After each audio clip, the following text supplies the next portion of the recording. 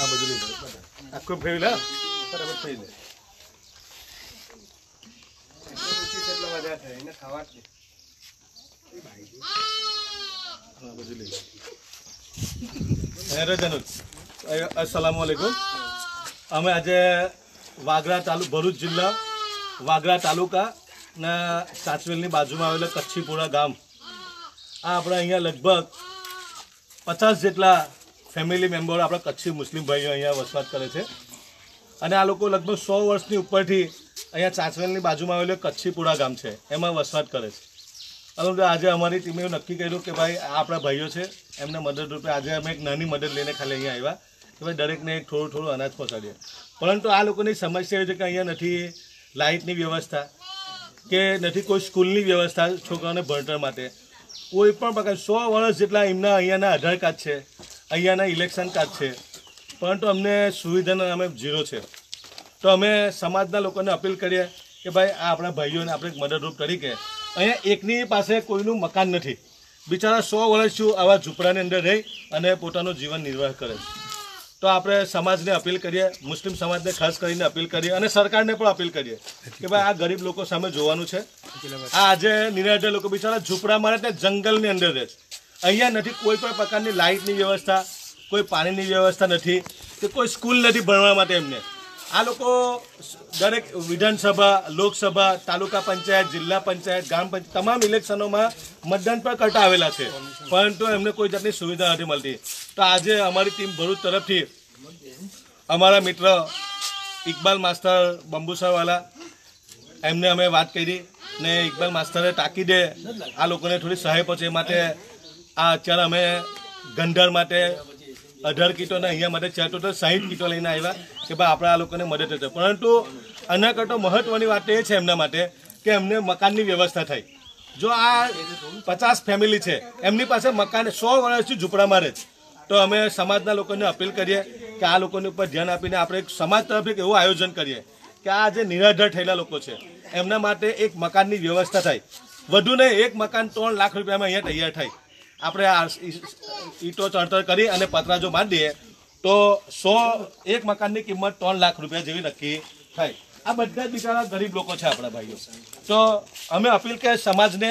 આખી આપણી કોમને અને સરકારને હવે કે આ લોકો બિચારા ગરીબ નિરાધાર હોય તો એમનું એક એવું આયોજન થઈ જાય કે એમનું અહીંયા એક મકાન થાય અને મકાન થવાથી એ લોકો રોજીરોટી તો ગમે તેથી કમાઈ શકે પરંતુ એમનું છત ના હોવાથી આજે આવા ભયંકર તાપમાં અને ગરમીની અંદર ને વરસાદની મોસમમાં લોકો ખુલ્લામાં રહે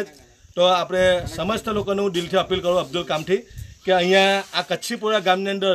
50 જેટલા મકાનોની જરૂરિયાત છે જો 50 મકાનો થઈ જાય અને આ સમાજ માટે કોઈ બહુ મોટી વાત નથી કોમ માટે કે ભાઈ 100 મકાનો જો 50 મકાન બનાવીએ તો એક મકાન 3 લાખ રૂપિયામાં તૈયાર થાય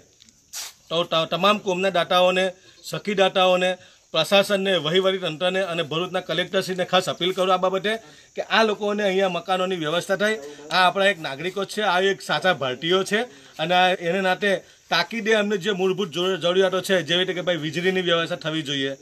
અહીંયા એમને મકાનોની વ્યવસ્થા થવી જોઈએ અને શિક્ષણ માટે એમના બાળકો તમે જોઈ શકો નાના નાના અમે સ્કૂલ જ ન જોઈએ આ બધું બતાવે આ બાળકોએ કોઈ દિવસ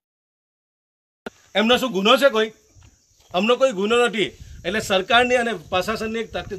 વ્યવસ્થા કરવી જોઈએ કે અહીંયા એક નાની શાળા બને જેથી કરીને આ બાળકો સારું શિક્ષણ મેળવે અને શિક્ષણ મેળવીને ભવિષ્યમાં સારા એક અધિકારી બને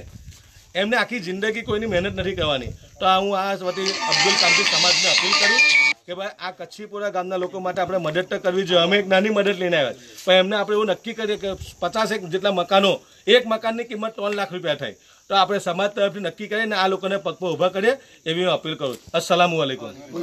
કોઈ યોજનાઓ પહોંચેલી છે સરકારી અત્યાર સુધી પૂછી લઉં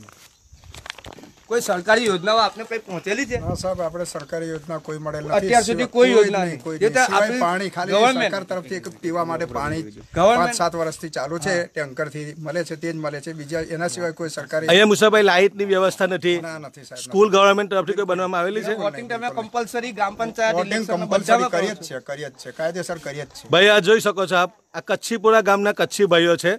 જે બિચારા વર્ષોથી અહીંયા સ્થાયી છે, 100 વર્ષથી અહીંયા રહે, પરંતુ સુવિધાના નામે એમને ઝીરો છે. સરકારી એક પણ લાભ આ ગરીબ લોકોને મળતો નથી. અમારી ટીમ વખત આજથી 5 વર્ષ પહેલાં પણ અમે આ મુહિમ ઉપાડેલી, પરંતુ સરકારના આંખ આડા કાન કરેલી છે. આજે ફરી વખત અમે અપીલ કરીએ સરકારને અને મુસ્લિમ સમાજના તમામ પ્રતિનિધિ મંડળોને, સમાજના આગેવાનોને કે ભાઈ આ આપણા ભાઈઓ છે, કચ્છી ભાઈઓ છે, એમને મદદ કરવી એ આપણી નૈતિક ફરજ છે. અને ઇન્શાલ્લાહ અમે એક નાની મદદ લઈને અત્યારે આવેલા છે કે ભાઈ એમને થોડી નાની મોટી મદદ પહોંચાડીએ. પરંતુ આપણે અપીલ કરીએ સમાજને, તમામ લોકોને કે આ લોકોને વહેલી તકે એમના મકાનો તૈયાર થાય. 100 જેટલા મકાનો આ અહીંયાની મસ્જિદ છે, જુઓ, એ પણ એક ઇબાદતગાહ એક ભાઈએ બનાવી આપેલું છે. આ જોઈ શકો છો કે આ એક નાનું ઇબાદતગાહ છે, એ કોઈ એક સખી દાતાએ બનાવેલું છે. આ એક ખાલી અહીંયા આટલી સુવિધા છે કે એક નાનું ઇબાદતખાનું છે, જોઈ લો, પતરાવાળું તે પણ. બાકીનો અહીંયા કોઈ વસ્તુ પાકી બનેલી નથી. તો હું આ સરે અબ્દુલ કામથી તમામને ફરી વખત અપીલ કરું છું ભાઈઓ કે તાકીદે આ ગરીબ લોકોને આપણે મદદ કરીને એમને પગ પર ઊભા કરીએ. અને આની અંદર જે અમારા ઇમ્તિયાઝ પટેલ, હુજેફા પટેલ, સરફરાજ, હુસેન, મોહમ્મદ, જૈનુલ, ઇનાયતભાઈ, આ તમામ સાથી મિત્રો સાથે અમે અહીંયા આજે વિઝિટ લીધી. અને અમારી નાની એક મદદ છે કે આ લોકોને અમારી પાસે જે 60 કીટોની વ્યવસ્થા હતી, આજે કીટોથી આજે શરૂઆત કરીએ, પણ ઇન્શાલ્લાહ અમે કમિટમેન્ટ કરીએ કે આ લોકોની પડખે અમે ઊભા રહીશું. અને નાની ગમે તે ભોગે એમને અહીંયા તમામ પ્રકારની સુવિધા માટે અમે તમામ પ્રકારના પ્રયત્નો કરીશું. અને અમારા ઇકબાલ માસ્ટર બંબુસરવાળાએ જે ખાસ આ મદદ મોકલી, તો ઇકબાલ માસ્ટર લંડન, એમને પણ શુક્રિયા અદા કરીએ કે આ લોકો સુધી તમારી મદદ માશાલ્લાહ પહોંચી ગયેલી છે. અસ્સલામુ અલૈકુમ.